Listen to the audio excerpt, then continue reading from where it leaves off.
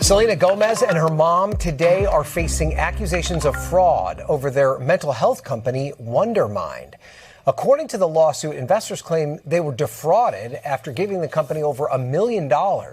They say they thought they would be getting a lot more out of it, like an app, a podcast, and a suite of wellness products, and that Selena Gomez would be front and center, bringing in her big fan base.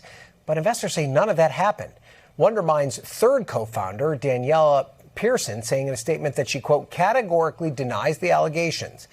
Reps for Wondermind, Gomez, and her mother did not respond to a request for comment. Let's bring in Angela Cenedella to talk more about this. So, Angela, listen to Selena Gomez speaking about her goals for Wondermind. Take a listen to this.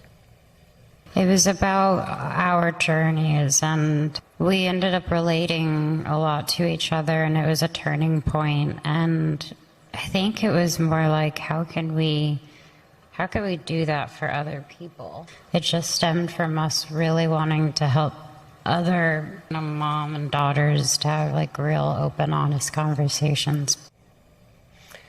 So from your reading of this legal filing, how could things shake out?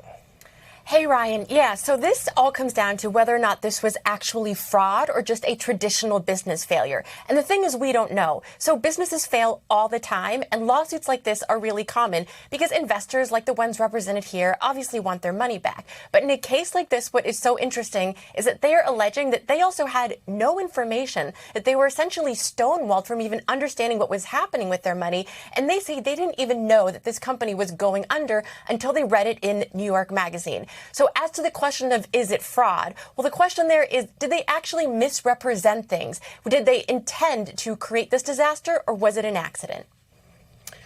Are there complications with bringing a fraud case against a celebrity like Selena Gomez?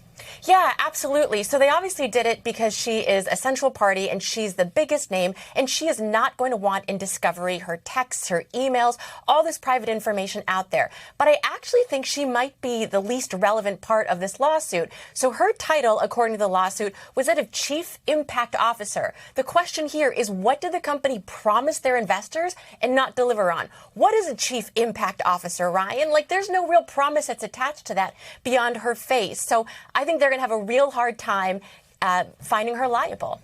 Okay. Angela Cenedella, thank you so much for joining us. We appreciate it. We thank you for watching. And remember, stay updated on breaking news and top stories on the NBC News app or watch live on our YouTube channel.